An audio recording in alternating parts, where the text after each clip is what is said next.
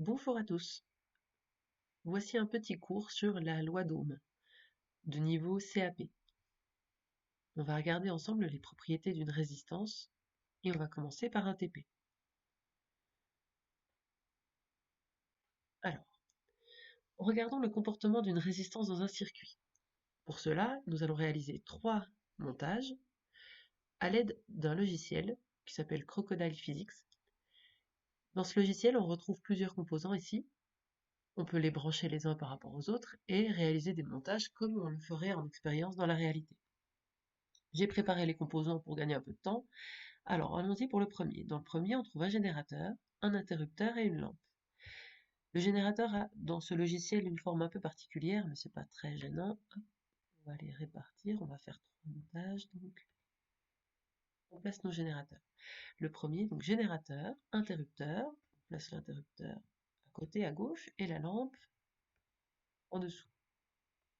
À partir de là, on peut très facilement relier à l'aide de fils. Le logiciel nous propose ça directement.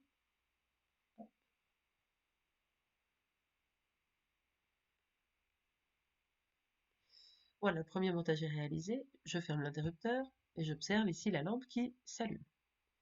Deuxième montage, je place à nouveau mes composants, ici une lampe et juste à côté une résistance, 68 ohms comme c'est précisé dans l'énoncé. Je relie à nouveau mes composants à l'aide de fil.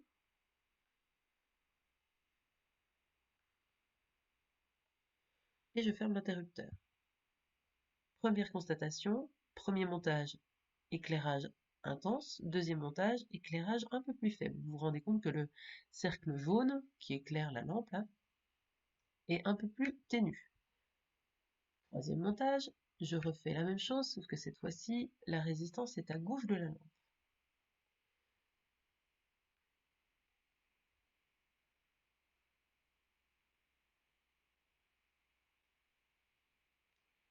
On relie, on ferme l'interrupteur, et voilà notre éclairage pour la lampe.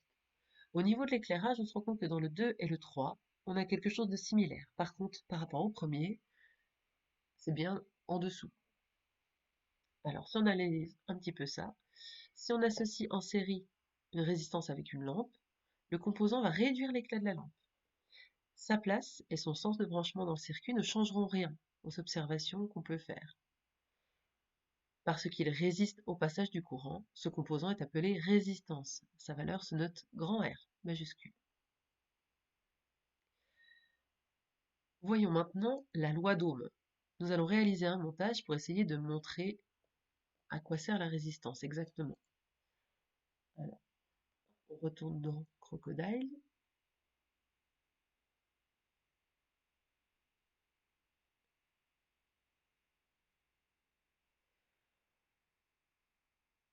Est-ce que j'ai tout là? Oui. On refait notre montage. Le générateur 6 volts, l'interrupteur, ici une résistance variable de 100 ohms et une lampe. On fait notre branchement, on met nos fils. 1, 2 et 4 fils. Je ferme mon interrupteur et j'observe ici l'éclairage de ma lampe.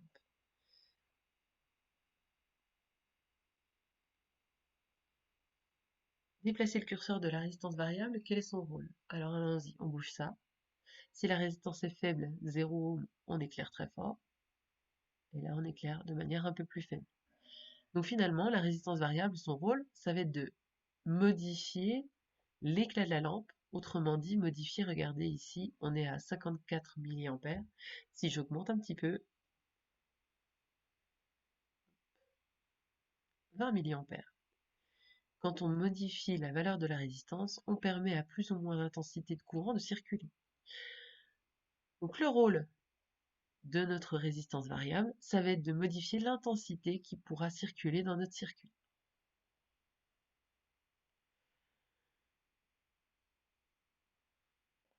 Mesurons une résistance à l'ohmmètre. Alors, je ne peux pas le faire à l'aide de Crocodile, donc je vous donne la valeur directement. Si on branche un ohmmètre au bord d'une résistance, on récupère la valeur, forcément, de cette résistance indiquée avec le multimètre. Donc si on utilise une 68 ohms, comme c'était proposé ici, on retombe sur notre valeur de 68 ohms grâce à l'ohmmètre.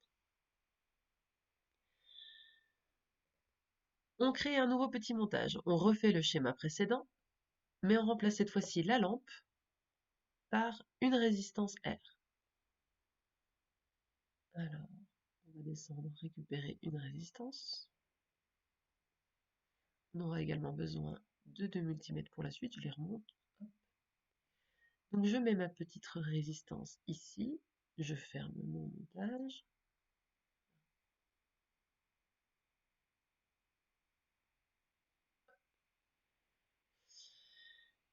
Je vais rajouter dans mon montage un ampèremètre qui est branché en série avec le restant du circuit, avec le générateur, et surtout avec la résistance dans laquelle je veux connaître l'intensité. Et puis je veux rajouter en dérivation sur cette résistance mon voltmètre.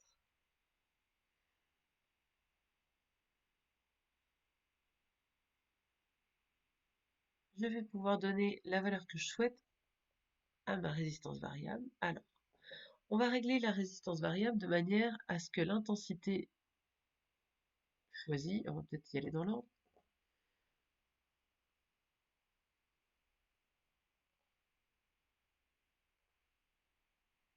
soit de 0. Si je veux une intensité nulle, ici, il va me falloir une résistance très très forte.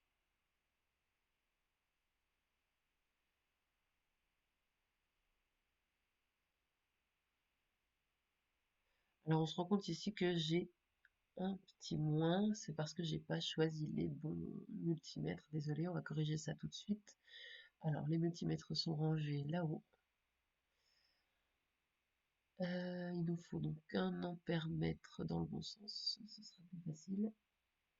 Et un voltmètre dans le bon sens également. Celui-là, on n'en a plus besoin. Et on referme notre circuit.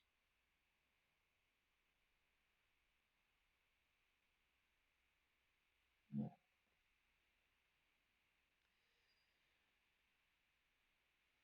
Alors, je n'aurai pas de valeur d'ampèremètre suffisamment précise. Ici, j'arriverai pas à 0, donc pour la première réponse, on va pas la faire.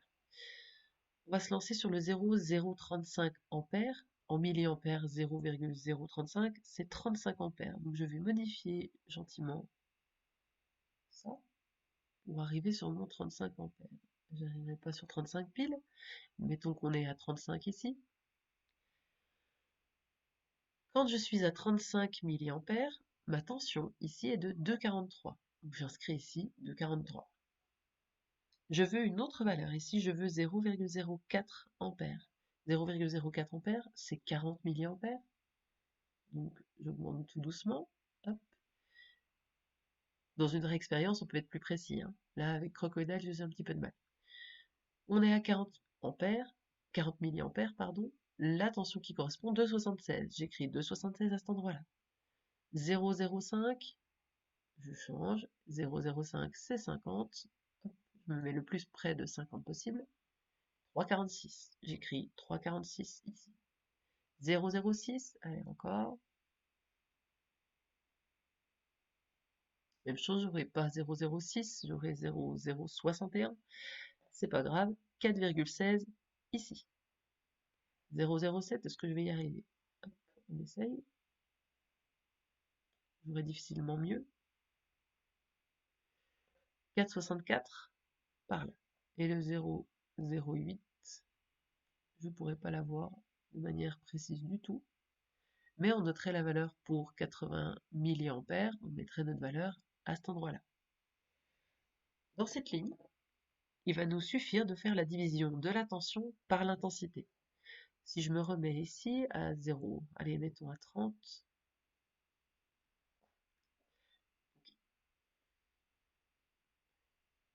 35, pardon. À 35, je suis à 2,43. Donc l'opération à faire ici, c'est 2,43 divisé par 0,035. Je fais ma division, j'obtiens un résultat.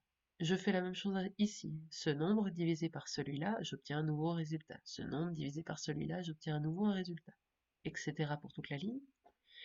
Et normalement, quand on a terminé de remplir cette ligne, on se rend compte que le résultat ici est toujours le même.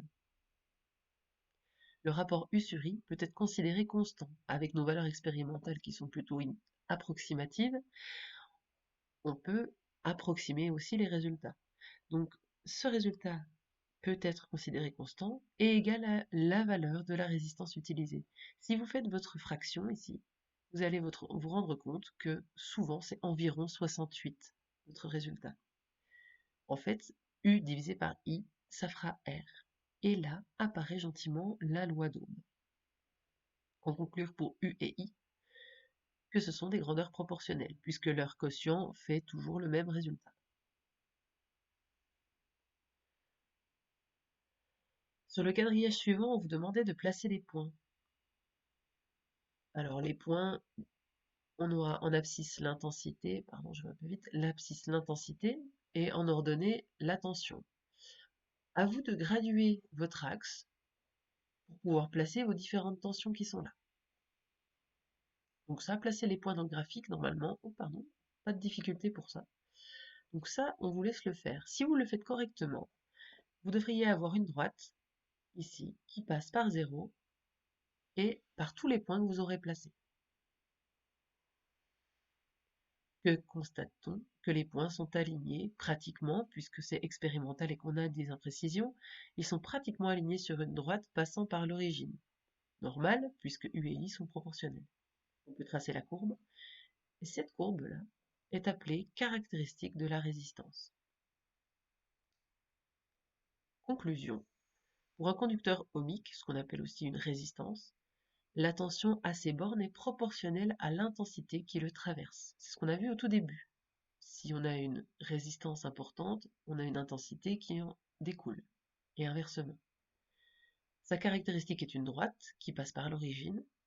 Le rapport U sur U est constant, et il est appelé résistance de l'appareil, grand R. On l'exprimera en ohm, le symbole oméga. Et on pourra écrire que U sur I, c'est égal à R. Si on le retravaille un petit peu et qu'on bascule le divisé par I de l'autre côté du signe égal, ça devient fois I. Et on retrouve cette fameuse loi d'Ohm, U égale R fois I, la tension est égale à la résistance fois l'intensité. Voilà pour cette partie TP. On se retrouvera ensemble pour ce qui est de la synthèse sur les résistances.